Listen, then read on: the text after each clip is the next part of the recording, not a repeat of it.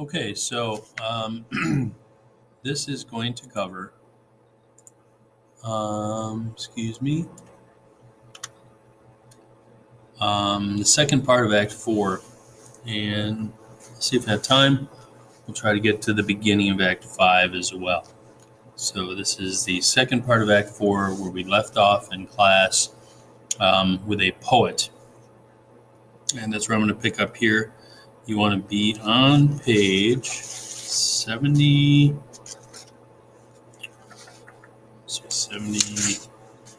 74. Okay, so here we go.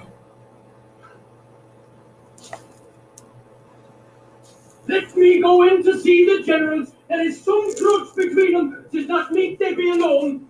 Nothing but death shall stay me.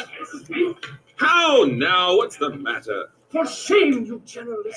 What do you mean? Love and be friends as two such men should be. For I have seen more years, I'm sure, than ye. How vilely doth this cynic ride? Get you hence, sirrah. Saucy fellow, hence. Bear with him, Brutus. 'Tis his fashion. I know his humour when he knows his time. What should the wolves do with these jigging fools? Come. Note there that Brutus calls the poet a jigging fool, shows that, remember, he does look down on the common people. Companion, hence. Away! Away, begone! Lucilius and Titinius, bid the commanders prepare to lodge their companies tonight. And come yourselves and bring Messala with you immediately to us. Lucius,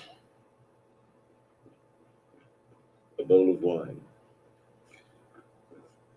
I did not think you could have been so angry. Okay, now Brutus is going to share some terrible news. The thing to note here is that Brutus is really upset.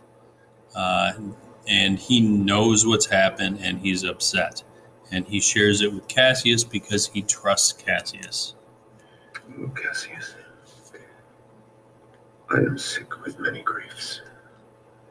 Of your philosophy you make no use if you give place to accidental evils. No man bears sorrow better. Portia is dead. Portia, She's dead. escaped I killing you, I crossed you, sir. Insupportable and touching loss upon what sickness? Impatient of my absence, and grief that young Octavius with Mark Antony had made themselves so strong. For with her death the tidings came. With this she fell distract, and her attendants absent, swallowed fire, And died so. even so. Okay, so there we have Brutus, very upset, and Portia killed herself by swallowing hot coals. And that's historical. Real Portia did that. We don't know why. She was a bit unhinged, of course. Remember, she did give herself a voluntary wound in the thigh, and she also was really kind of weird and paranoid, kind of freaking out before Caesar came to the capital. So she may have had some mental issues going on, but she killed herself by swallowing fire. Now pay attention to how Brutus behaves when he meets it with a couple of soldiers, and one of the soldiers gives him this information. Again, Brutus is going to act like it's the first time he's ever heard it. Ye immortal gods. Speak no more. Give me a bowl of wine. In this I bury all unkindness, Cassius. My heart is thirsty for that noble pledge. Fill, Lucius, to the wine or swell the cup. I cannot drink too much of Brutus' love. So they've forgiven one another, and they are back to being friends. And kind of a cheesy line there from Cassius. Come in, Titinius. Welcome, good Messala. Now sit we close about this taper here and call in question our necessities. Portia, art thou gone? No more, I pray you. So Cassius is still shaken up by the news, and now Brutus says, no, don't talk about it. Okay, now pay attention to how Brutus behaves. He acts like he gets this news for the first time. Now, the reason he behaves this way is he's trying to show himself to be very, tough, like he can take grief, he can endure it, and he's strong. Messala, I have here received letters that young Octavius and Mark Antony come down upon us with a mighty power, bending their expedition toward Philippi. Myself have letters of the self-same tenor, With what addition? that by prescription and bills of outlawry, Octavius, Antony, and Lepidus have put to death 100 senators. Therein our letters do not well agree. Mine speak of 70 senators that died by their prescriptions. Cicero being one. Cicero. Cicero is dead, and by that order of prescription. Had you your letters from your wife, man? Just real quick, Antony and Octavius are having senators put to death. That shows that they are, he's very corrupt and behaving like a tyrant. And now here Messala gives Brutus the news, and watch how Brutus behaves. No, Messala. No, nothing in your letters writ of her. Nothing, Messala. That methinks is strange. Why ask you? To hear you aught of her in yours. No, my lord. Now, as you are a Roman, tell me true. Then like a Roman bear the truth I tell. For certain she is dead, and by strange manner. Farewell. We must die, Messala. With meditating that she must die once, I have the patience to endure it now. Even so, great men, great losses should endure. I have as much of this in heart as you, but yet my nature could not bear it so. Well, to our work alive. See where Cassius kind of backs him up there? Like, wow, that's amazing. And you can get on with your life like that. Now, what he's showing is that Brutus is stoic. And what that means, if you're stoic, that means that you compartmentalize things. You don't let emotions cloud your judgment, or you don't let emotions come into your decisions.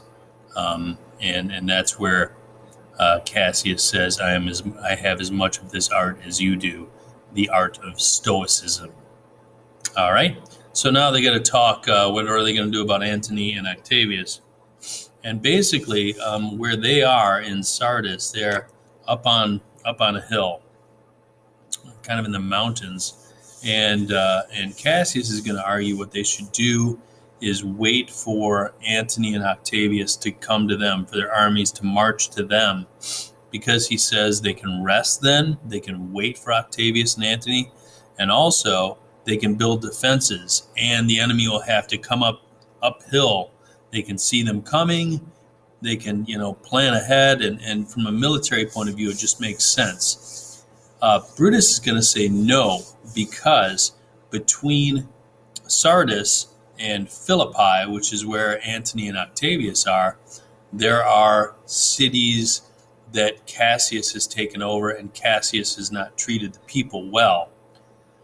So as a result, Brutus says, if we wait for them, they're going to march toward us, toward Sardis on top of the hill. And as they come, they're going to free people in these cities. And that's just going to make their armies stronger. So they'll be very, very strong by the time they arrive to us. They'll be stronger than ever. Cassius is going to end up saying, okay, that's fine, Brutus, if that's what you want to do. Brutus is going to essentially argue then that, their army is as strong as it's ever going to get, and they have to put everything on this one battle. And he says that it's like in life, where sometimes you have a once-in-a-lifetime opportunity, and if you take it, fortune follows. But if you don't, you spend the rest of your life in misery, wondering what would have happened. So that's all coming up here in their conversation. Here we go. What do you think of marching to Philippi presently? I do not think it good. Your reason? This it is. It is better that the enemy seek us. So shall he waste his means, weary his soldiers, doing himself offence, whilst we, lying still, are full of rest, defence, and nimbleness. Good reasons must of force give place to better. The people twixt Philippi and this ground do stand but in a forced affection, for they have grudged us contribution. The enemy marching along by them shall make a fuller number up, come on refreshed, new added, and encouraged. From which advantage shall we cut him off, if at Philippi we do face him there, these people at our back? Hear me, good brother. Under your pardon, you must note beside that we have tried the utmost of our friends. Our legions are brimful, our cause is ripe. The enemy increaseth every day. We at the height are ready to decline.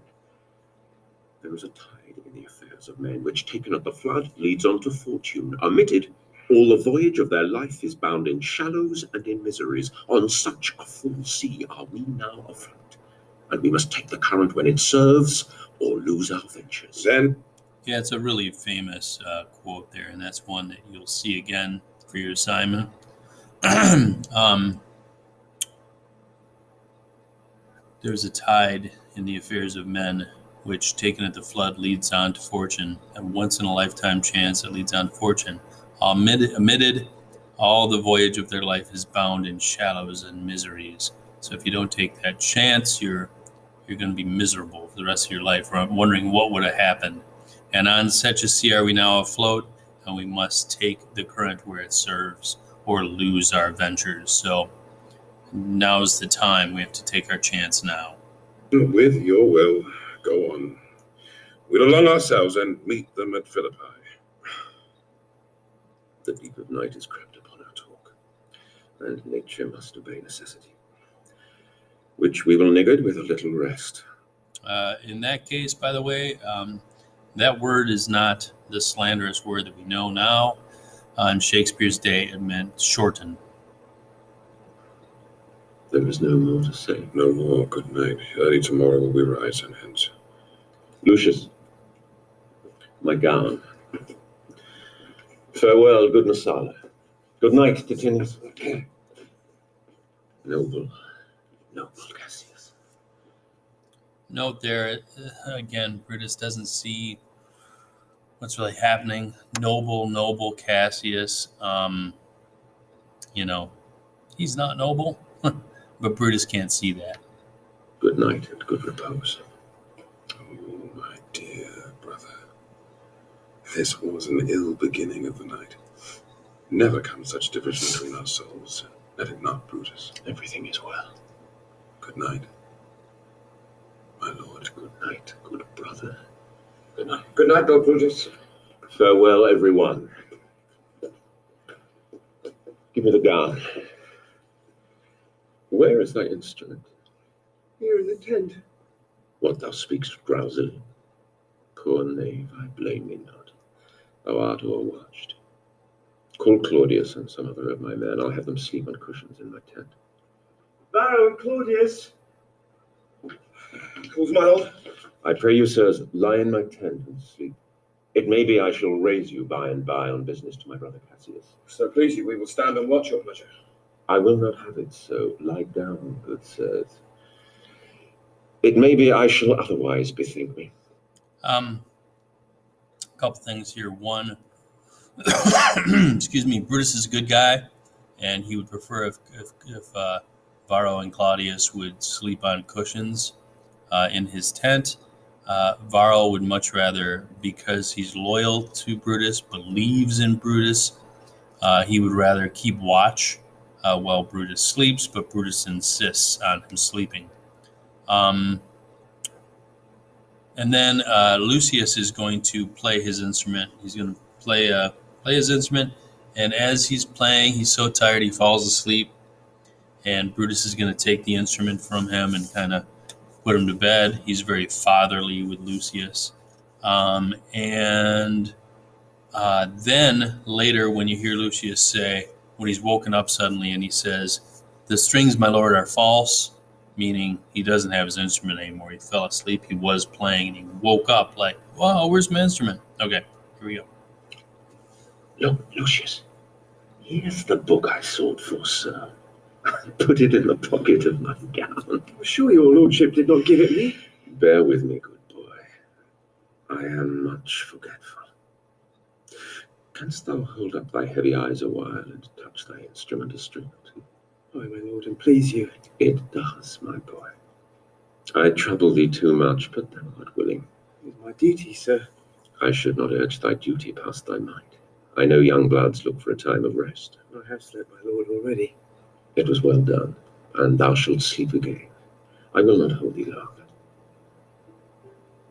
If I do live, I will be good to thee. This is a sleepy tune. Oh, murderous slumber, layst thou thy leaden mace upon my boy that plays thee music. Gentle knave, good night. I will not do thee so much wrong to wake thee. If thou dost not, thou break'st thy instrument. I'll take it from thee. And good boy, good night. Let me see. It's not the leaf turned down where I left reading. Here it is, I think. How ill this taper burns. Who comes here? I think it is the weakness of mine eyes that shapes this monstrous apparition. Cool. Caesar's ghost. It comes upon me. Art thou anything? Art thou some god, some angel, or some devil that makes my blood cold and my hair to stare? Speak to me what thou art. Thy evil spirit, Brutus. Why comest thou? To tell thee thou shalt see me at Philippi. Well, then I shall see thee again. Aye, at Philippi. Why, I will see thee at Philippi then. It just so happens that the big final battle is at Philippi. Now I have taken heart, thou vanishest. Ill spirit, I would hold more talk with thee. Boy, Lucius! Varro, Claudius, sirs, awake! Claudius! The strings, my lord, are false. He thinks he is still at his instrument. Lucius, awake! My lord! Didst thou dream, Lucius, that thou so criedst out? My lord, I do not know that I did cry. Yes, that thou didst. Didst thou see anything? Nothing, my lord. Sleep again, Lucius. Sirrah Claudius! Fellow, thou awake! My lord, my lord. Why did you so cry out, sirs, in your sleep? Did we, my lord? Aye, saw you anything? No, my lord, I saw nothing. Nor I, my lord. Go and commend me to my brother Cassius. Bid him set on his powers betimes before, and we will follow. It shall be done, my lord. And that's the end of Act 4. So hopefully this has been helpful to you, and I will see you again soon.